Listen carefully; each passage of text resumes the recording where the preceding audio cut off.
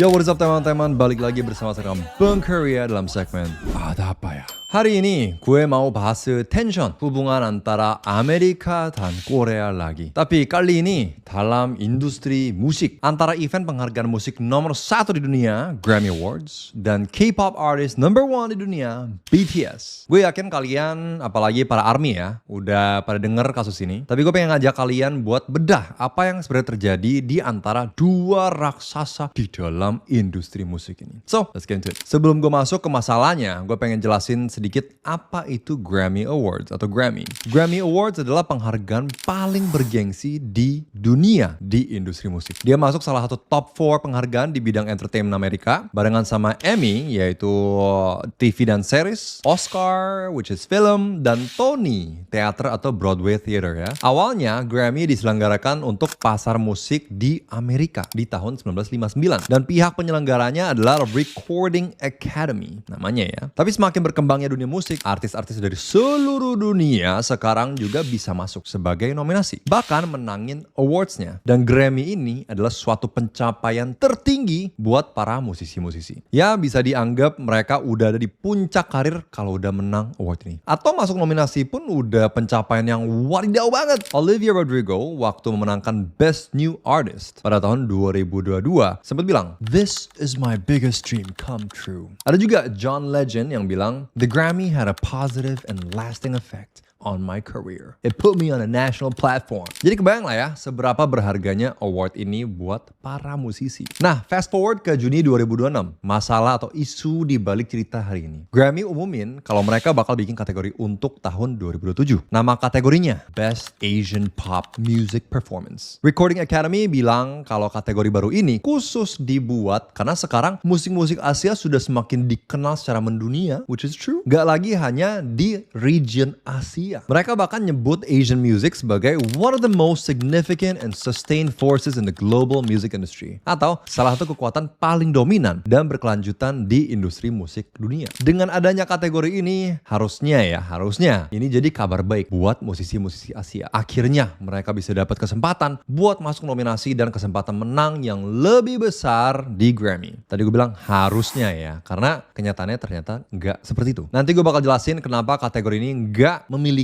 efek buat musisi Asia atau nggak selalu memiliki efek buat musisi Asia. Dan ada juga musisi yang mikir bahwa dengan adanya awards buat Asian pop nggak selalu beneficial. Salah satunya dari musisi Asia paling legendary saat ini yaitu BTS. So, di tanggal 29 Juli kemarin, member-member BTS secara bersamaan upload postingan di IG Story akun pribadi mereka. Isi story-nya adalah statement kalau BTS nggak akan kirim lagu mereka buat masuk nominasi Grammy selanjutnya. 올해 그래미에는 출품하지 않기로 결정했습니다. Gue waktu baca ini jujur kaget banget. Gue sampai mikir, kenapa mereka bisa-bisanya putusin buat nggak masuk Grammy? Padahal ini momen yang pas banget supaya musik K-pop bisa semakin di-acknowledge lagi di level setinggi Grammy. Padahal di tahun-tahun sebelumnya, BTS sebenarnya udah berkali-kali masuk nominasi Grammy. Kayak lagu Dynamite, Butter, My Universe, Yet to Come. Walaupun mereka belum sampai memenangkan awards-nya ya, tapi buat masuk nominasi Grammy aja, itu udah pencapaian yang wow banget. Dan apalagi setelah ada kategori Asian Pop Music Performance. Momen ini mungkin bisa pas banget buat mereka bisa menang kan ya. Tapi kalau kita lihat lebih jauh di Instagram Stories para member, mereka bilang 우리의 음악이 지역이나 언어로 구분되기보다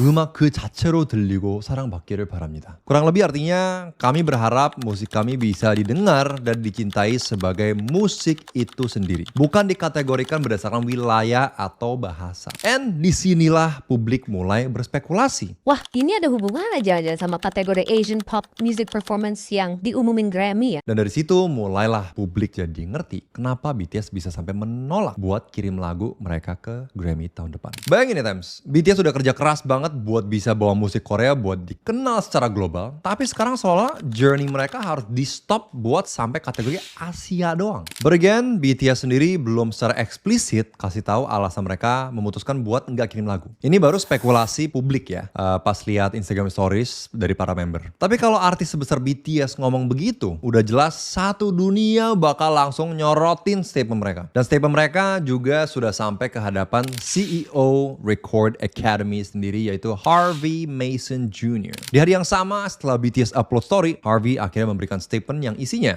I am saddened to hear that BTS has chosen not to participate in the Grammy Awards process this year. But as a music creator, I understand and respect their decision. Kurang lebih artinya, saya sedih mendengar kabar BTS yang memilih untuk tidak berpartisipasi di Grammy. Tapi sebagai seorang kreator musik, saya mengerti dan menghormati keputusan mereka. Dia juga nambahin kalau tujuan dibuatnya kategori Asian Pop Music Performance dibuat untuk merayakan kekayaan, keberagaman, dan pesatnya perkembangan musik pop dari Asia dengan kasih panggung khusus buat para artis yang sudah kasih kontribusi besar. So, kategori ini bukan dibuat untuk memecah atau membedakan, tapi justru buat memperluas kesempatan para musisi Asia, katanya. Dan kata Harvey, sebetulnya BTS tetap bisa masuk kategori general dalam Grammy, meskipun mereka juga masuk dalam kategori Best Asian Pop Music Performance yang tadi gue sebut. Waktu gue lihat statement Harvey ini, gue juga ngerasa sebetulnya niat mereka bikin kategori ini bagus juga ya. Kalau kita lihat kategori-kategori lain di Grammy, sebenarnya ada juga kategori yang dibuat khusus buat nampung kategori musik yang terlihat mulai bertumbuh secara global. Contoh, kategori Best African Music Performance yang dibuat di tahun 2024. Karena genre Afrobeat mulai dikenal secara lebih luas, dan pemenang kategori ini juga nggak main-main. Which one of them is Tyla yang bawain lagu Water. Walaupun dia adalah musisi dari Afrika Selatan, tapi dengan adanya kategori baru ini, kualitas musik Tyla jadi di-recognize juga di panggung Grammy. Jadi sebenarnya kalau kita lihat dari segi niat di balik dibuatnya kategori baru seperti Asian Pop Music, African Music Performance, ini bagus ya. But kalau kita lihat dari segi teknis, gue ngeliat ada perbedaan di antara dua kategori tadi. Lagu yang bisa masuk kategori Best African Music Performance adalah lagu-lagu yang punya identitas musik Afrika yang sangat kuat. Bisa dilihat dari gaya musiknya, terus dari struktur lagunya dan liriknya, atau unsur-unsur lain yang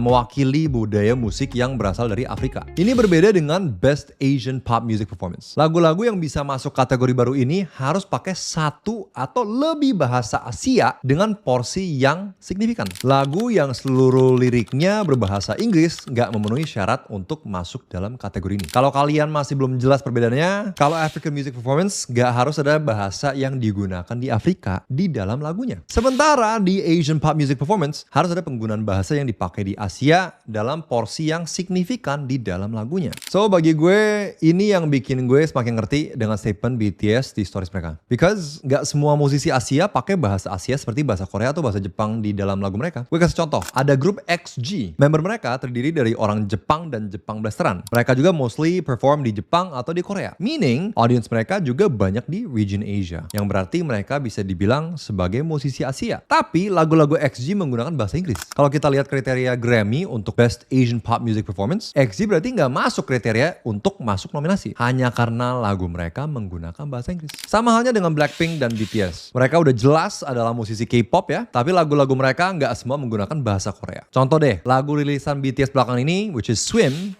Swim. Ya, lirik lagu Swim pakai bahasa Inggris 100%. Gak ada bahasa Korea, which means lagu ini gak sesuai dengan kriteria nominasi Best Asian Pop Music Performance. Dan gak masuk kriteria cuma karena adanya limitasi bahasa tadi. Nah, sekarang kita semua bisa mulai tarik benang merah kan ya, ke statement BTS di story tadi yang bilang musik gak harusnya dikategorikan berdasarkan wilayah atau bahasa. And again, ini masih spekulasi ya, karena BTS juga belum kasih statement tambahan per hari ini tanggal 31 Juli. Tapi kurang lebih sih, mungkin ini jadi salah satu alasannya kenapa mereka memutuskan untuk nggak kirim lagu ke Grammy. Yaitu sebagai bentuk protes ke Grammy yang kesannya seperti mengotak-ngotakkan musik Asia. Di luar dari yang gue omongin tadi, beberapa masyarakat ada yang mulai menemukan sesuatu juga. Video performance BTS di Grammy untuk Butter dan Dynamite udah nggak muncul lagi di website resmi Grammy. Padahal video yang sama masih ada di channel YouTube resmi BTS. Karena waktunya sangat berdekatan, banyak orang langsung berspekulasi, Jangan-jangan Grammy sengaja hapus videonya. apakah ini bentuk balasan gara-gara BTS menolak ikut? But again, these are just speculations. Masih spekulasi ya. Terus ada juga seorang kritikus musik Korea bernama Im Hyun. Dia bilang langkah BTS bisa menjadi tantangan terhadap cara Grammy melihat musik global. Menurut dia, kalau artis sebesar BTS menyampaikan pesan seperti ini, bisa saja Grammy suatu hari nanti terdorong menjadi lebih inklusif. Tapi menurut dia, Grammy sebenarnya sejak awal memang bukan penghargaan musik dunia. Grammy adalah penghargaan Amerika yang menilai musik berdasarkan sistem mereka sendiri. Jadi mungkin selama ini orang terlalu membesar-besarkan otoritas Grammy. Tapi kita di sini nggak bisa mengabaikan juga bahwa American music, American apa-apa tuh menjadi top ya. Mungkin karena sudah menjadi superpower ya. Berarti ada kemungkinan next Grammy bakal dari Cina ya.